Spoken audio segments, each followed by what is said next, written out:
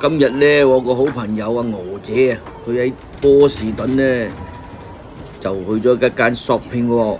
咁呢，因為今日嘅天氣都非常之凍，零下9度啊出邊。咁啊，一般呢街嗰度就好少人行嘅，咁呢就多數呢啲人呢就入去嗰啲商場啊，咁呢就喺度食下嘢行下商場，因為出邊太凍啦。咁咧呢一間 Natick Mall 咧就係歷史悠久啊，喺波士頓。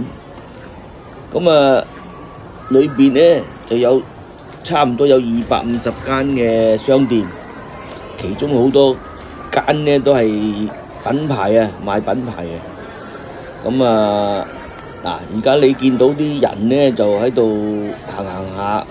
但係咧唔可以同香港嗰啲同埋深圳嗰啲商場比㗎啦 ，LV 都有啊，呢度有一間。咁咧就因為咧外國一般都唔會話咁人逼嘅啲商場，好悠閒咁生活嘅啲人都啊。咁啊呢個商場咧就1966年喺波士頓第一個大型商場興建嘅。咁咧去到1990年咧，又改建過一次喎。咁啊過咗10年，2000年啦，咁啊又再將呢個商場擴充再大啲，所以喺麻省咧，你講呢個商場都好多人識嘅。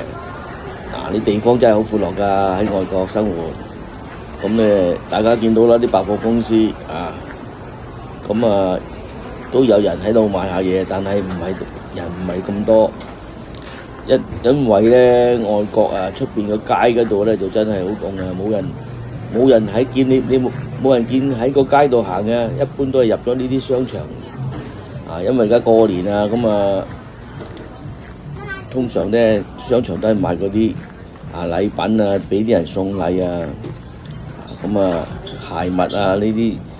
間都好大間嘅，同香港旺角嗰啲商場就真係冇得比嘅。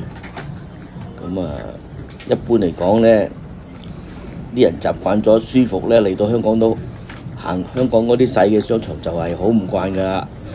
好啦，今日就係講到呢度為止。請訂閱迪奇哥頻道，分享俾個 like，多謝大家。